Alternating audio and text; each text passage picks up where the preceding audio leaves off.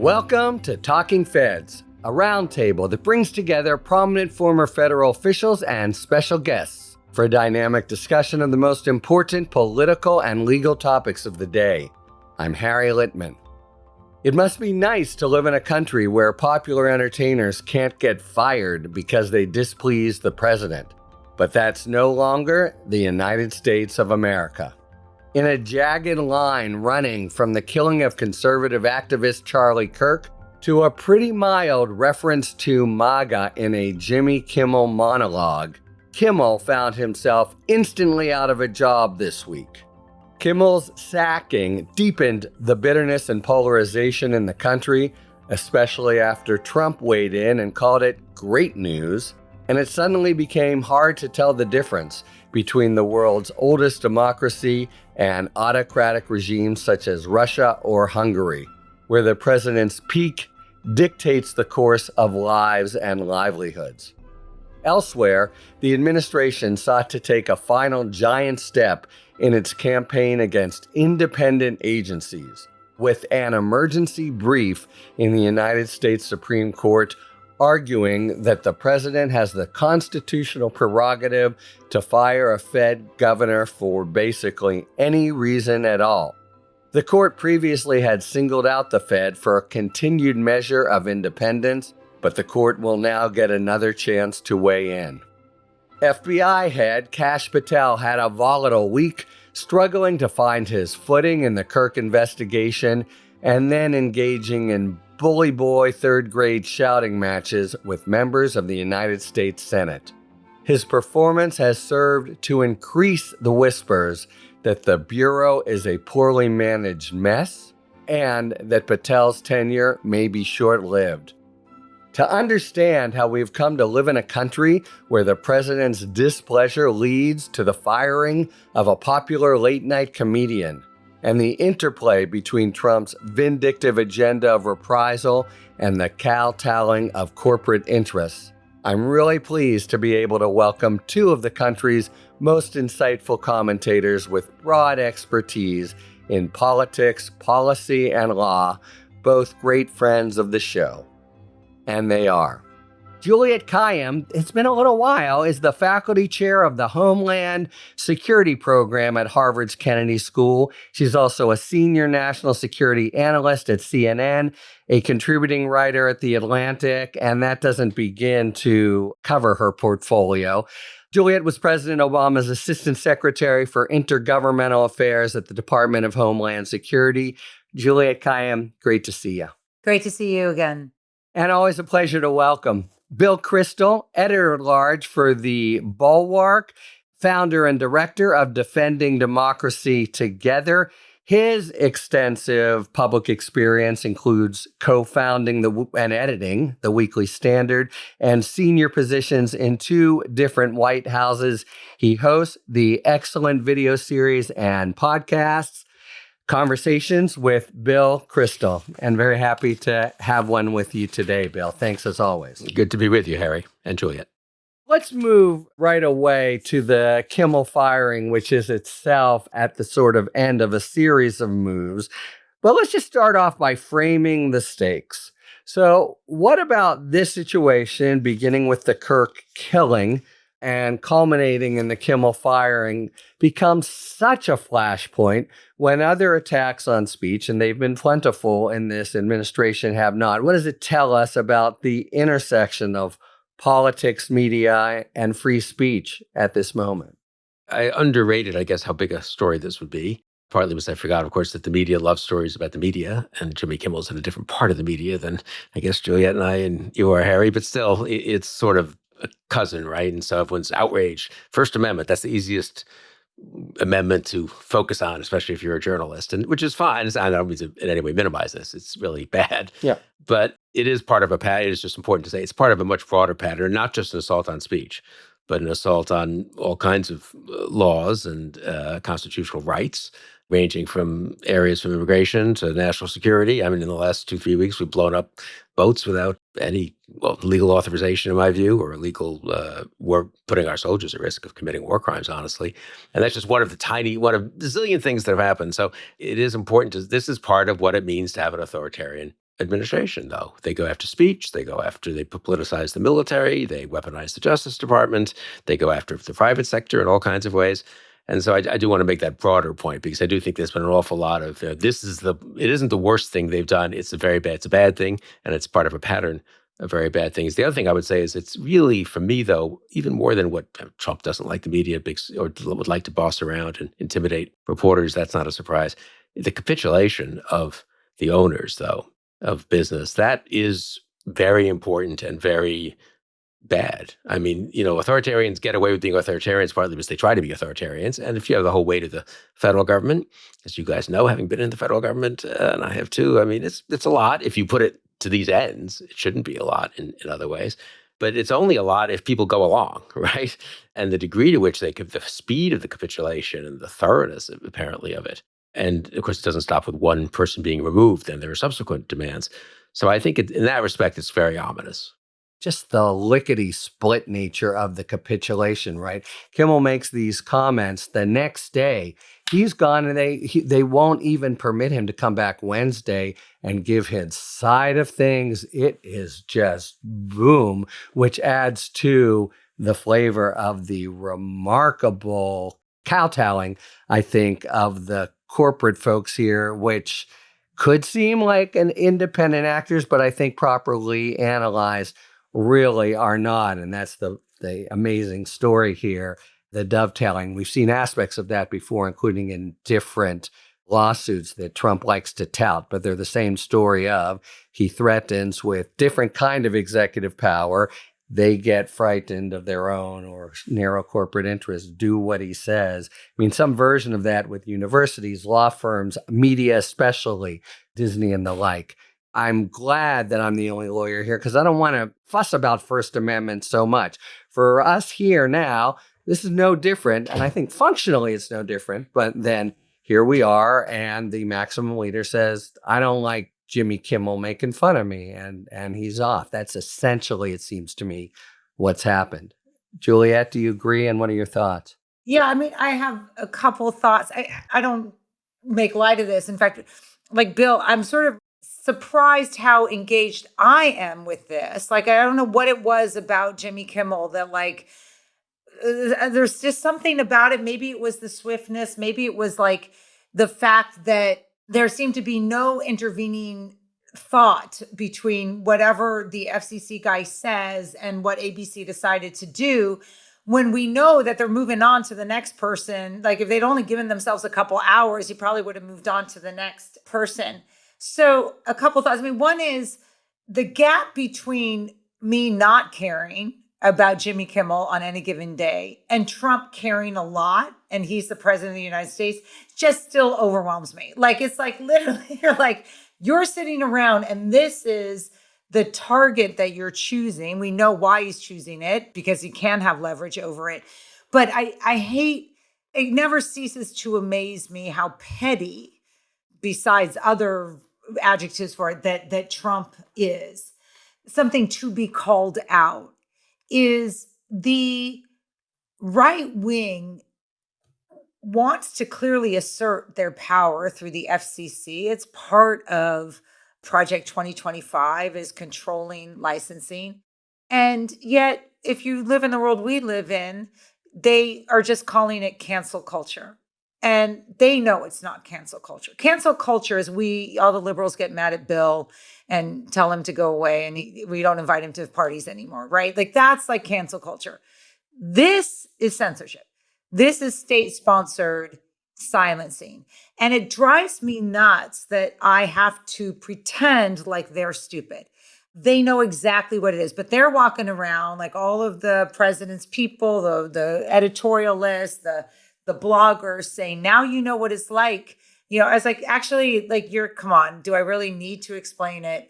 I don't. But their inability to man up, honestly, may be our saving grace. Like, it may provide a window where you can have a rational discourse, but they're so both heavy-handed and weak in the narrative of what, in fact, they're doing. And they're trying to hide behind, this is cancel culture retribution, rather than what it really is. Biden did not cancel Roseanne Barr. Heavy-handed and weak is a really good combination here. And you do the analogy, what if he had actually canceled, had Biden, Roseanne Barr? Well, let's just think we read in the paper that there's a late night comic, and you can imagine this pretty easily, in Russia, and he made jokes about Putin's height, and now he's, telling jokes in Siberia. You would right away say, what an obvious totalitarian society, that could never happen here. Let's talk a little bit more about this. The difference, you could say, but I'm not even sure which way that cuts. Legally, I know, but and in terms of the gravity of this, is the intervention of the corporate parents who want to jump up and condemn. I'll come back to you and something you tweeted out, Juliette, which is the exploitation of Kirk's assassination by Vance and Miller is jaw-dropping here. It's absolute political profiteering based on lies and speculation. I guess that goes both to the heavy-handed and the weak part, but spell that out a little, especially the lies part. How are they the sort of heavy hands here? And of course, we have to put in Brandon Carr. We'll get to him. Yeah. I mean, we're talking on, Friday, September 19th, and there's been no federal charges. So I'm just reporting. You mean in the Kirk assassination? In the Kirk assassination, right. There's still no federal charges, just the state ones. This is a really complicated one, of which it is absolutely clear that Robinson, the alleged shooter, had a ideological transformation towards a very conservative world to a obviously not conservative world, which included a relationship with a roommate who was transitioning to be a woman. So that we know, right? And the leap that Trump is making between what we know about those motivations, a political assassination, I'm not debating that, political assassination based on a hatred towards what Charlie Kirk was saying, but someone who was not very political, did not seem to be very interested in either partisan side, lived a lot in the gaming world, had a lot of irony and memes and things that the three of us at our elder ages don't quite get. Like, there's a whole world out there that we're not seeing it. It's like, not even that, it's like, and kills. And Trump has blamed them, and I put that in quotes. And Vance and Miller are taking off with that, which is this now political attacks, of which lots of people are getting swept into, for utilizing Kirk's assassination and a narrative about his assassination for political gain, by saying he was radicalized by them, the left, the radical left. Some of them are even saying the Democratic Party. And it is such manipulation of the facts, as it's legal, it's factually wrong, but it's also improvable. But they're going to run with this narrative about Robinson. And I want to say again, I got a little bit into trouble this week. I think this was a political assassination. I think he clearly had a turn from conservative world, of which we come to understand his family is maybe MAGA, maybe not. And that transformation led to an assassination. What I can't get my head around, and what no one can yet, is how did that guy become an assassin? What was that radicalization process? That wasn't coming from the Democratic Party. That wasn't coming from Chuck Schumer. That was coming from something that we can't quite figure out yet. J.D. Vance and Stephen Miller think they can figure it out. I focus on the violence. All true. And moreover, the way I see this adamantly is as a law enforcement investigative matter. Let's just bring it back to Kimmel, whose incendiary statement was something along the lines of, MAGA is desperately trying to show he isn't one of them, just a sort of, not even the punchline yet, just the core kind of lead in. How should we apportion, I don't mean legally, really, socially, responsibility for the Kimmel firing between administration officials, including, I'll just add in Carr to Vance and Miller, and the decision to pull the show? What's most illuminating to you about this episode and how it all went down?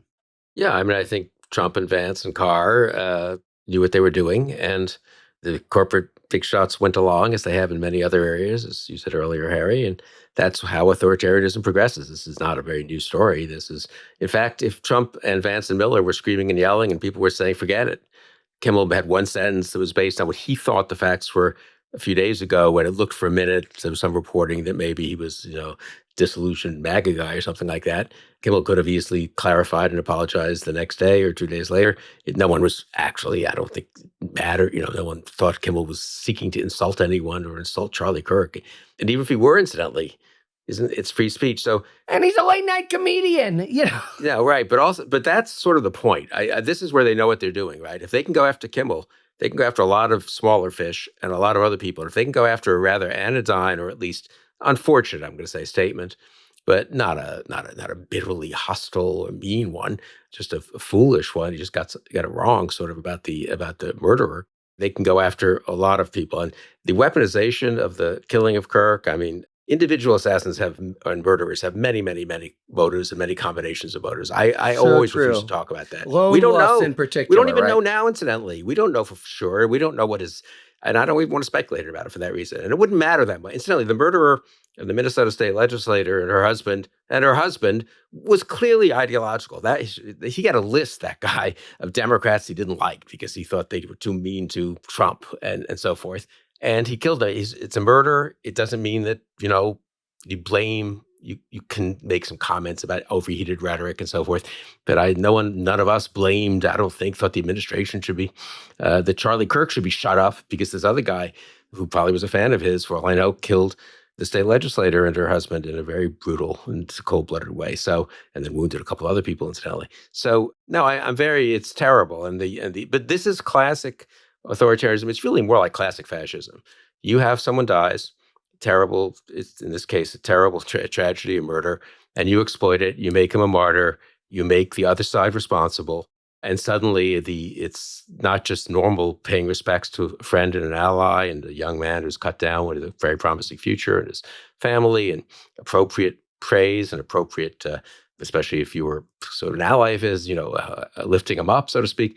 You go after anyone who can conceivably have been disrespectful of him or disrespectful of his memory, or quoted things he said, and say, well, it'd be better. I'm sorry he was killed, but I still don't think these things were correct things to say. Now, if you say that, apparently you get fired from the military, and you get fired from, you get pressure put on you if you're at a university or any other place to get fired. So that is really dangerous. I mean, and again, I think it's in a way ridiculous, you can say, but it's, of course, they know what they're doing. And I do think these things have a very big chilling effect, and that's what they want. Oh, yeah. At this point, it is not ridiculous. And by the way, I think it's been pretty clear that it's more, as Trump has diagnosed the problem, it's criticism of him.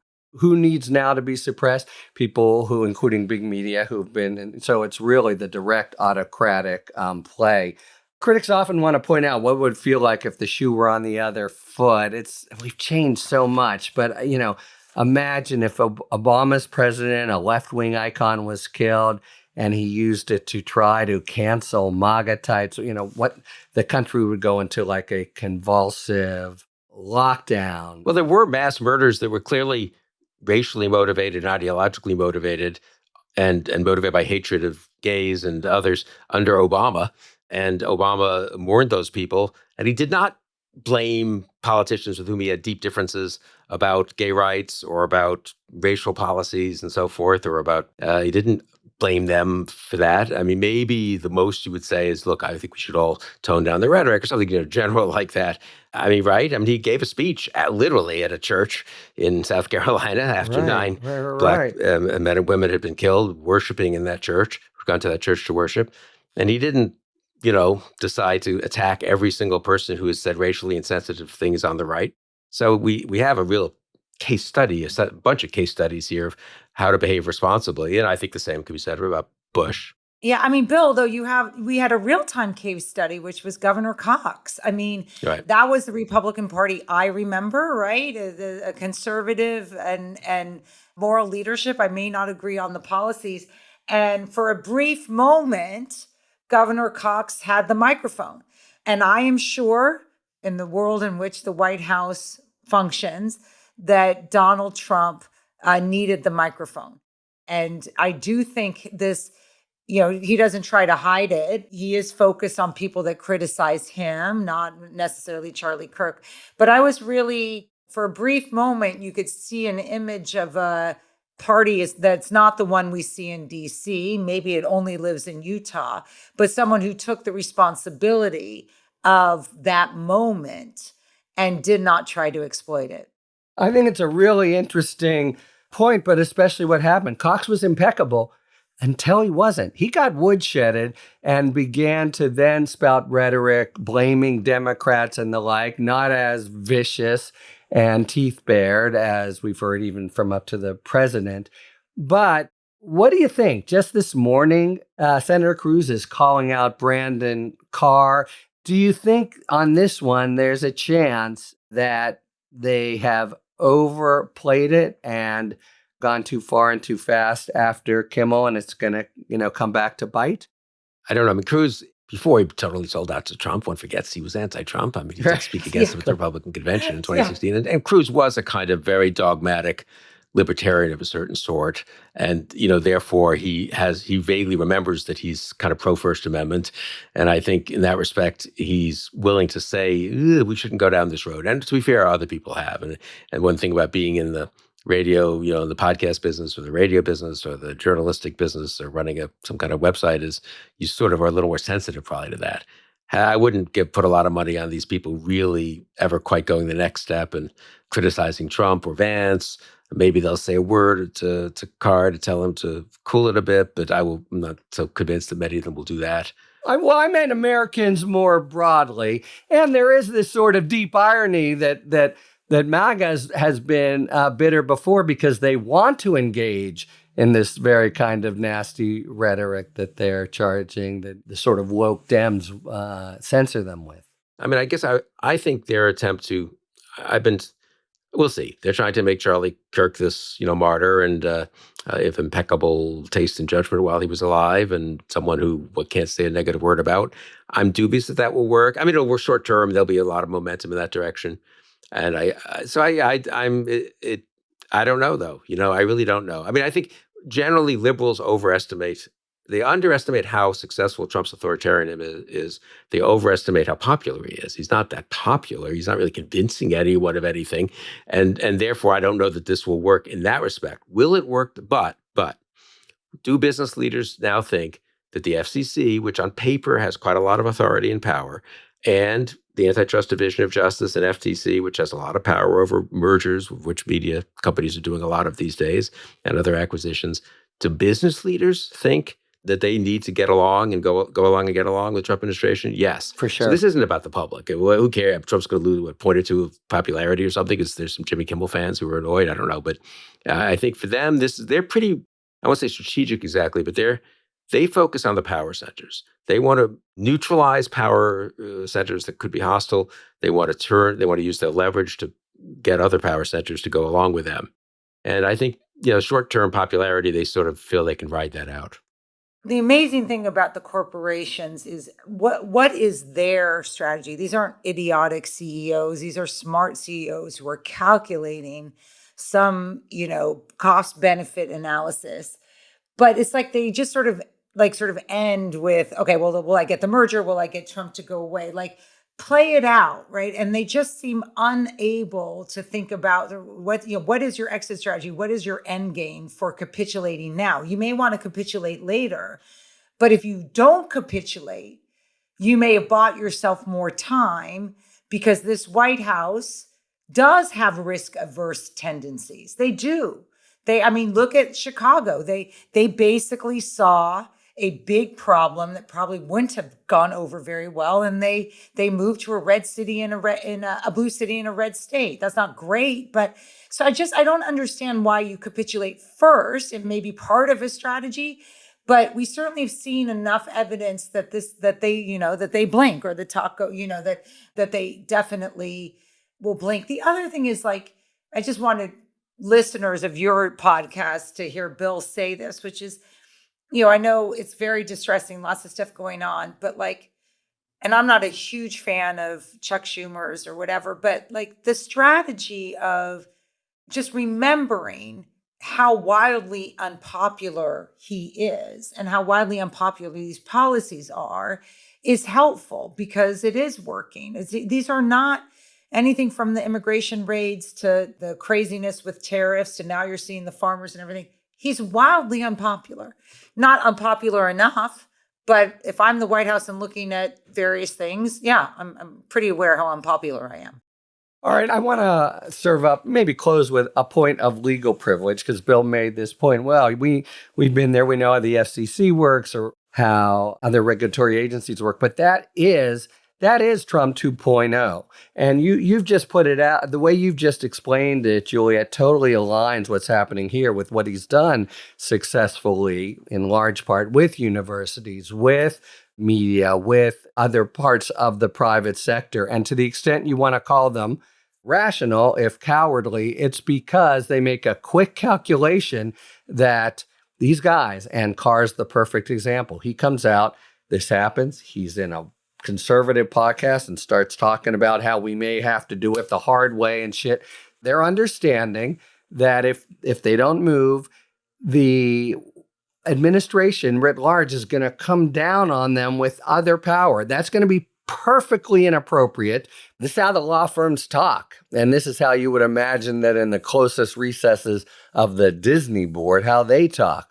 We're going to need this deal down the line. We're going to need the Comcast merger. We've got $80 million on the line. Total garbage. No president before would have kept it from us, but he's going to do this. And for that reason, et cetera, et cetera. I just want to close, with a general note. I think it's both tricky and important to really keep clear the lines of responsibility between government and the private sector here. And I just want to give my bottom line, because how this feels is no different from the most rank Putinesque, you go to Siberia kind of command. It really is.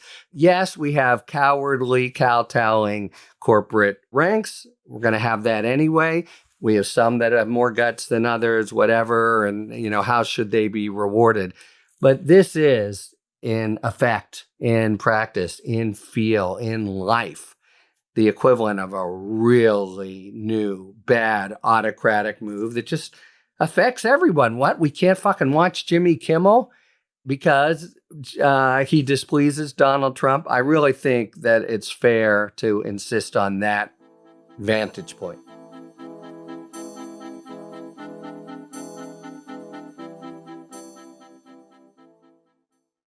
All right, it is now time for a spirited debate brought to you by our sponsor, Total Wine and More.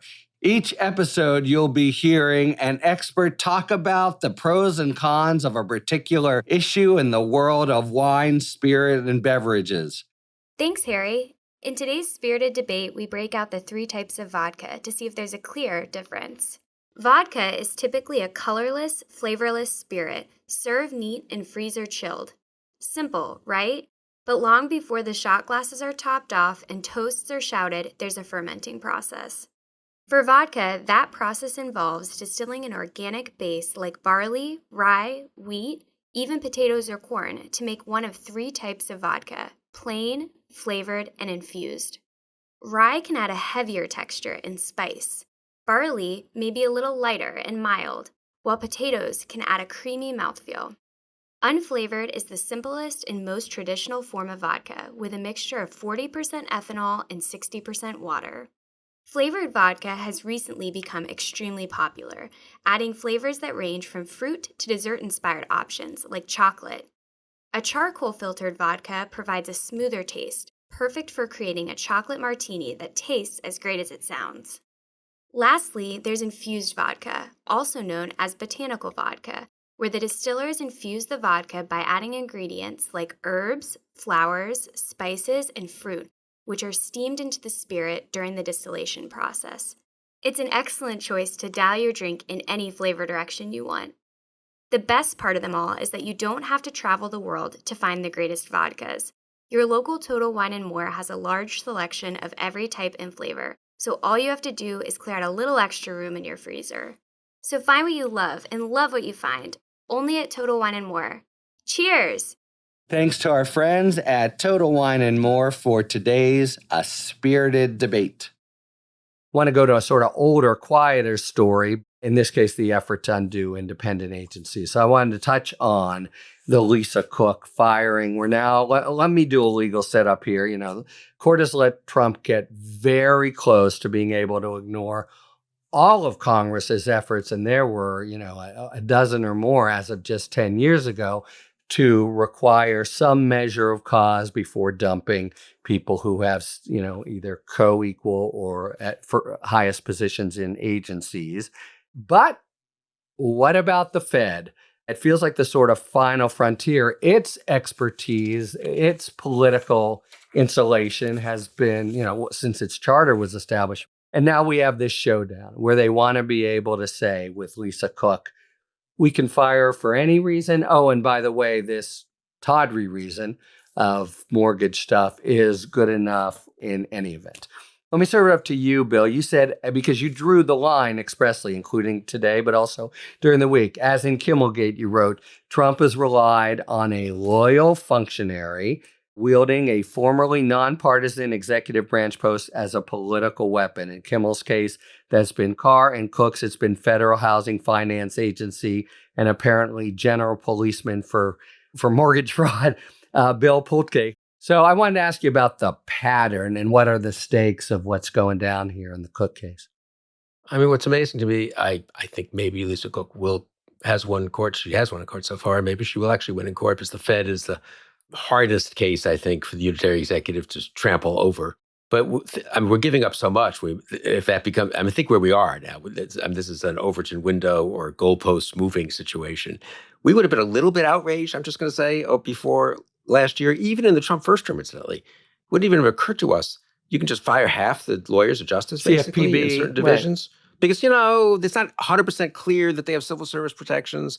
And furthermore, we're, of course, going to overcome Humphrey's executor and fire all these independent people at independent agencies. That's not even really a question that much anymore. And when you get down in the ranks, we actually, with Schedule F and some other changes, we can schedule pretty much all the SES.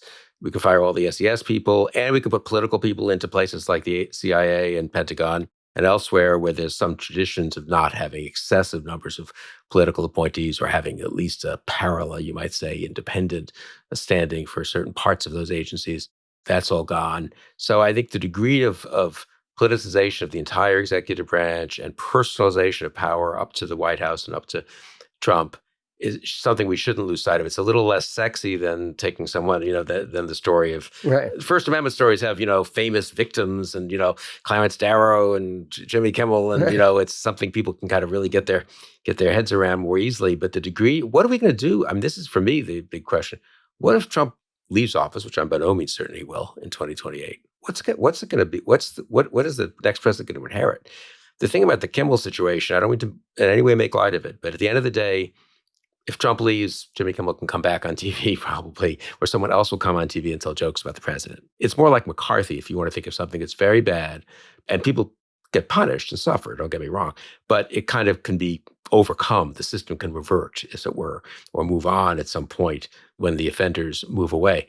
What is the intelligence community, and Juliette knows more about this than I do, but what is the Justice Department? I'm now very worried about the Defense Department, which I thought was holding the line a little bit better, and now there's a lot of evidence of very bad, in my view, politicization there and destruction of very long-standing norms and rules and procedures, which did a pretty good job, all things considered, given what's happened in human history, of establishing reasonable civilian control over the military and military accountability to the law and having JAGs and just everything. I mean, oath to the Constitution, not to the individual.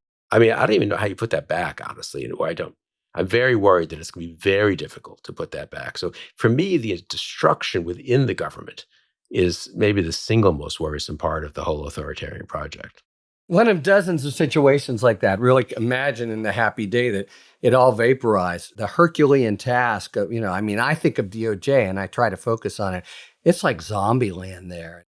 But I want to stay with Bill's hypo, because you have, by hypothesis, a court that's basically said, President, you can now fire anyone you like. Justice Kagan's dissent in Trump v. Wilcox, and she knows administrative law.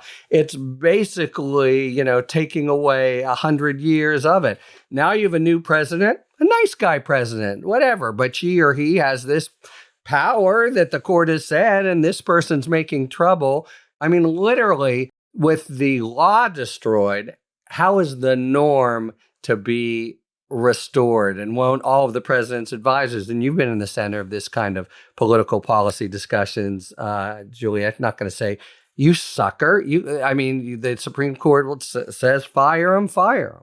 I'm glad we're talking about this because I think about this all the time as sort of you describe DOJ as zombie. I think about things like ICE. Oh my God. What's the fix to ICE? Really? Make them nice? That's not.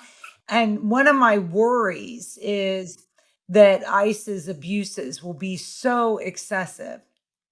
And they couldn't get more, right?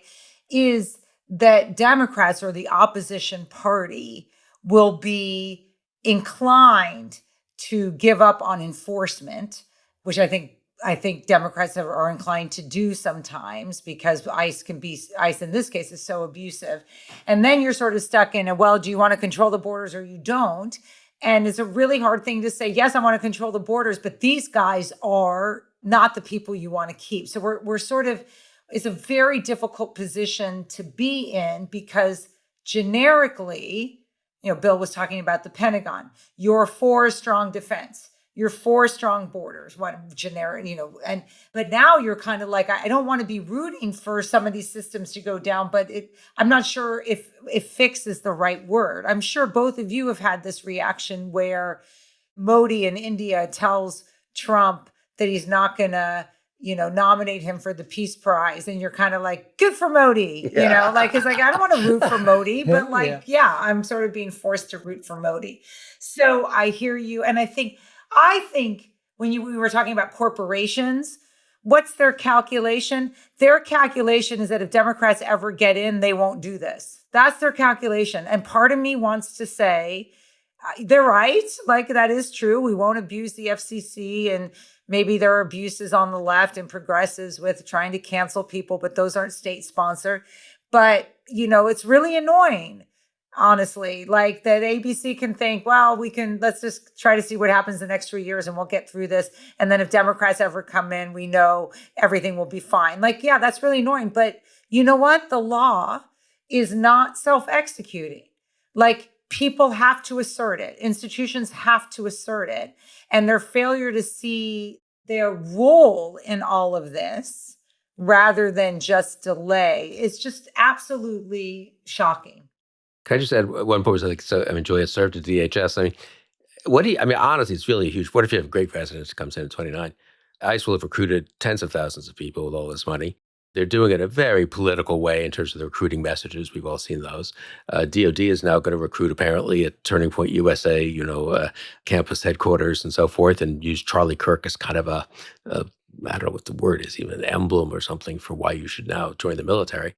You can't come in, I don't think, as president, just fire everyone. But are they going to really carry out, some Democratic president's orders not to behave the way they've been taught to behave, and the way in which the basis on which they were recruited, let's put it this way, and in which they were encouraged to behave for the next 3 years? I think it's a genuinely big problem, and it's part of it is what Juliette was talking about of kind of, you don't want to stoop to their level, but also just a practical matter. It's sort of like a post-communist Europe situation. You can't fire everyone. On the other hand, you can't really trust these people. The DOJ, a lot of liberals, I think, very foolishly in the first 2 or 3 months, I think Harry and I discussed this and agreed it was foolish. It's like, they need those people to do these jobs. Their lawsuits aren't going to be very well done, which is probably true.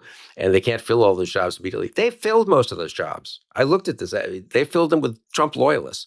And they may not have literal tenure the way, civil servants have had in the past, because presumably the courts are now going to say you can get rid of people. But what is the next Democratic president going to fire half the people in civil program and the appellate part of DOJ? I don't know. And those people will be there and they'll have a certain claim. They're working there. Some of them will be okay. It'll turn out.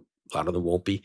I just think the practical damage that's being done to the U.S. government, which God knows had plenty of limitations and problems and so forth, is really something we just haven't seen. We just haven't seen that in this country, Ruth Ben-Ghiat has made the point, analogizing to pre-World War II Europe. They're ready-made in the bleak scenario to be almost the kind of private security force for Trump himself, which when you start playing war games of ultimate kind of control and could figure in. Oy vey. Bill, can I just answer your question? What do you do with ICE? The next president has to be utterly ruthless in one regard, and I think it's with ICE. In other words, you don't get rid of it. Democrats, the words abolish ICE should never, which is I'm going to detail 10% over to the National Forest Service, and I'm going to detail another 10% over to Oklahoma and protecting the National Weather Service. And I am going to detail, because that's what they're doing, right? They're detailing. And you've got to divide it. And then you figure out who's okay. But the only way this works, as I think about how do the next 3 years, is that Trump continue to be wildly unpopular. So we have no obligation to make this work at this stage. I definitely changed my tune. No obligation. That was Trump 1. No obligation to make it. He has to remain wildly unpopular. And if there is an event where people need government to work, they will see eventually that this guy can't manage much. I think the Texas flooding was a reminder to Republicans in Texas of why government matters. And it's no surprise to me that FEMA survived after that, right? People are going to have to recognize, and we're going to have to narrate why government matters in their life. The prospect, on the one hand, we should be so lucky, but nevertheless, the prospect of what we'll inherit and the evisceration of norms. That's how we started Trump 2.0, right? It was all the norms matter. They're doing this and that, and now it's really mowing down with the acquiescence in a lot of places. The U.S. Supreme Court. Flat out doctrine, what it looks like we should be so lucky, a good president in 29. All right. Speaking of which, another great prize among the partisans in government was in the spotlight this week, Kash Patel, who seemed far from sure-footed in the investigation of the killing, but sort of front and center, had a very confrontational, nasty 2-day hearing in Congress. Seem to have enemies on both sides of the aisle. Let's just start in general terms. If you've seen that lawsuit by the 3 senior officials, you've seen a scenario every bit as bad as DOJ, with the North Star of the place being every bit as much loyalty to Trump, including the stunning run of firings for anybody who, was anywhere near what at the time was a really important righteous investigation into January 6th. Juliette, do you have a sense when the world's going on at the FBI? This is one where it's like any Republican or conservative who is expressing skepticism about Patel.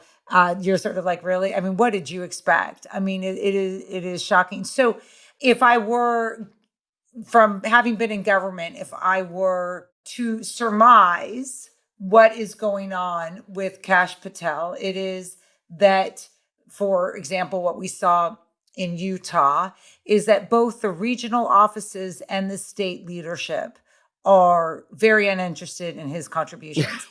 So I thought it was hilarious that Governor Cox had a press conference where he didn't speak, where Patel didn't speak. I also worked for a governor.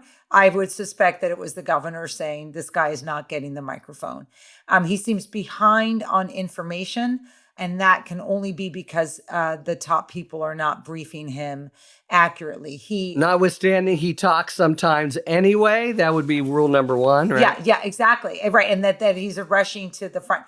He rushes to social media. There's also some argument, I will say, I don't know, you're the more lawyer than I am, but there is an argument that I've been seeing online that some of these statements could actually help the defense, that some of his statements could 100% to try to challenge the death penalty. Oh, good. You could say that. Yeah. So look, here's what's going on. The White House already knew this. The White House wanted Patel because it was a test of the Senate, and the Senate folded, as they did with Hegseth, as they did with Kennedy.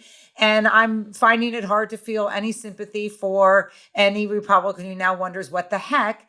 So the White House has already put in a second deputy director well before everything this last week, even amongst my Republican friends. That second deputy director will be the next director. Kash Patel knew he was a dead man walking. That may explain some of his desire to try to come out in front.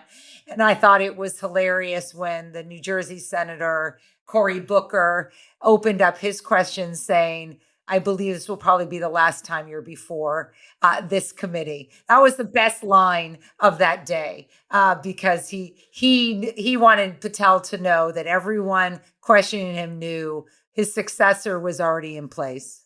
Bill, I wonder if you agree with that, but then I also wanted to ask you, Trump 1.0, the name Kash Patel was surfaced for the number 2 person at FBI. Bill Barr said, over my dead body.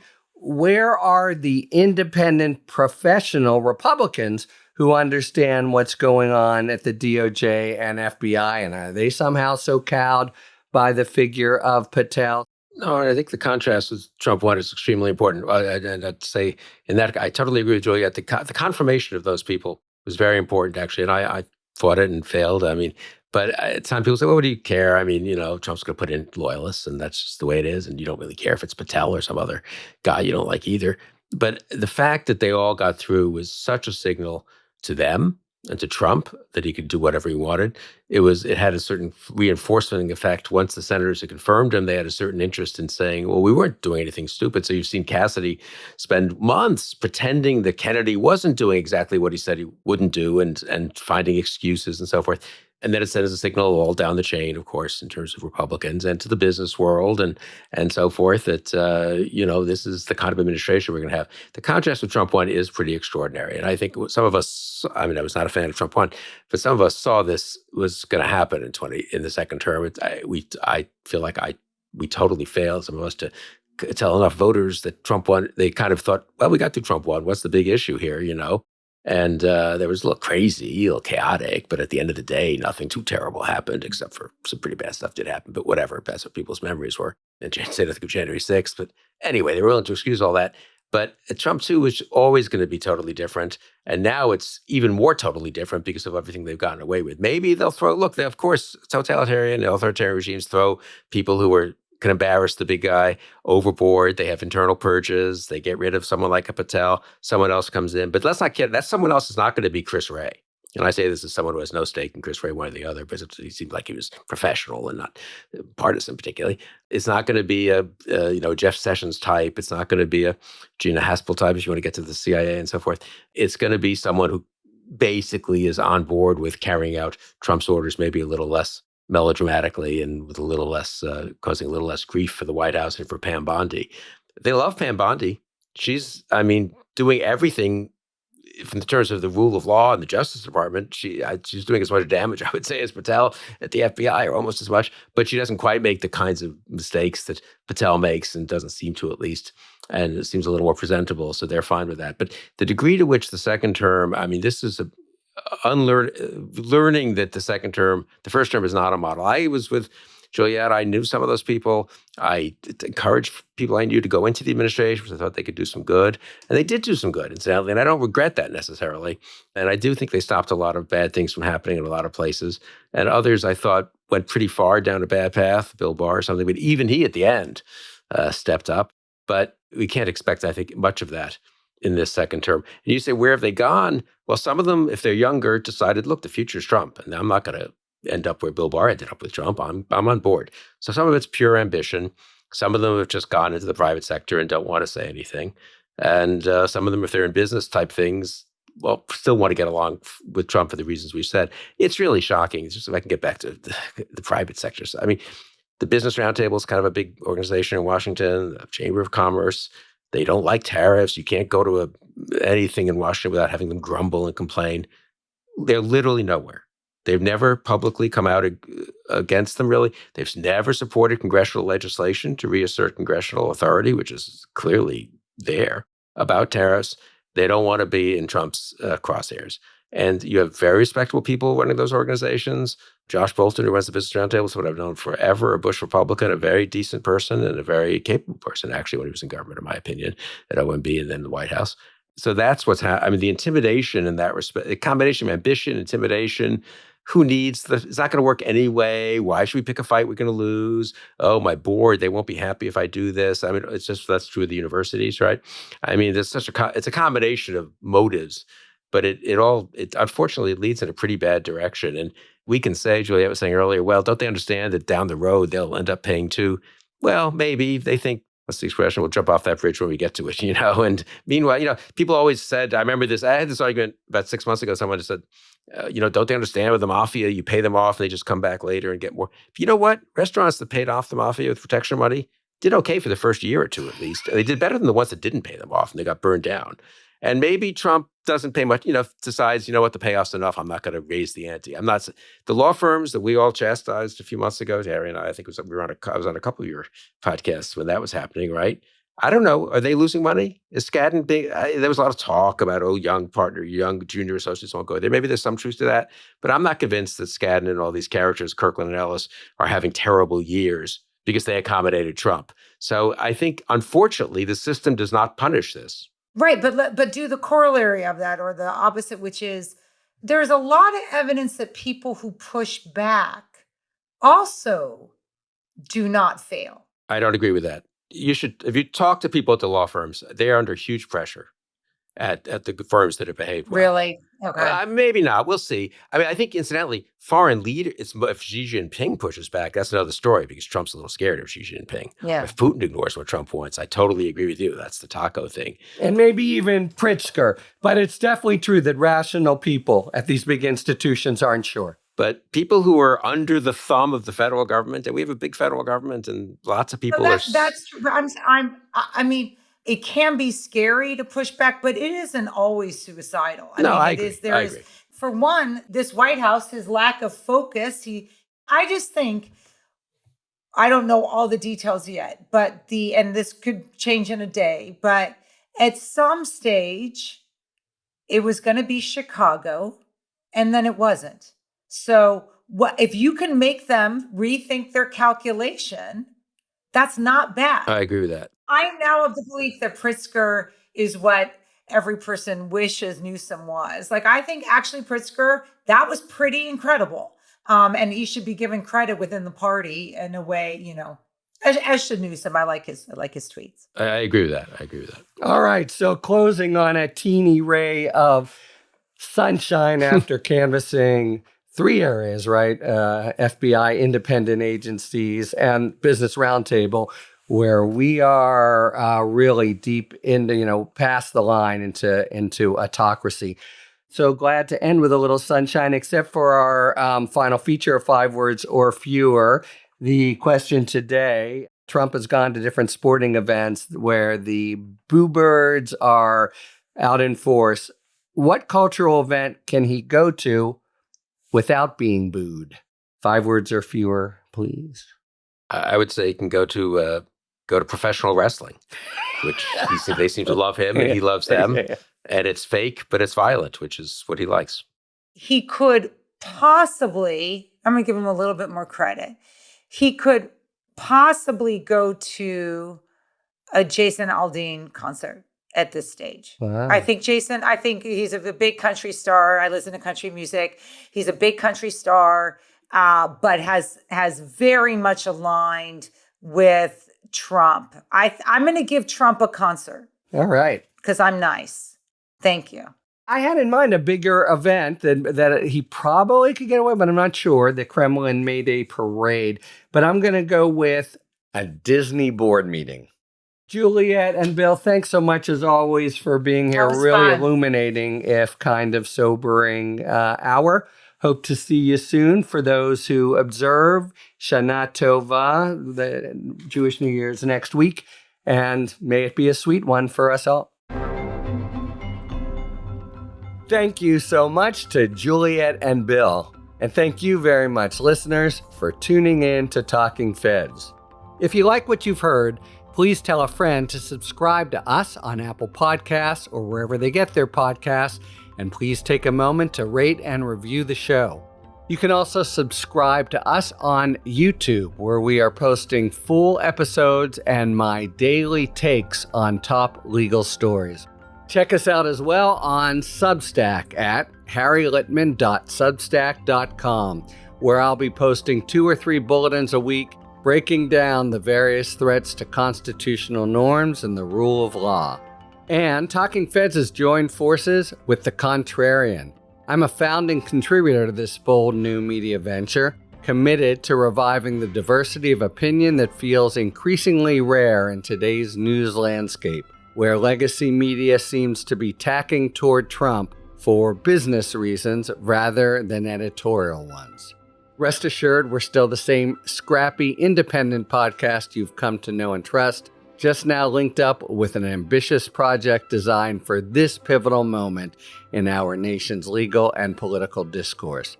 Find out more at contrarian.substack.com. Thanks for tuning in, and don't worry, as long as you need answers, the feds will keep talking.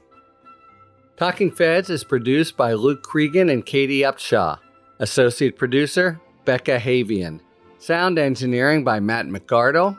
Rosie Dawn Griffin, David Lieberman, Hamza Mahadrenathan, Emma Maynard, and Hallie Necker are our contributing writers. And production assistance by Akshay Turbailu and Sebastian Navarro. Our music, as ever, is by the amazing Philip Glass. Talking Feds is a production of Delito LLC. I'm Harry Littman. Talk to you later.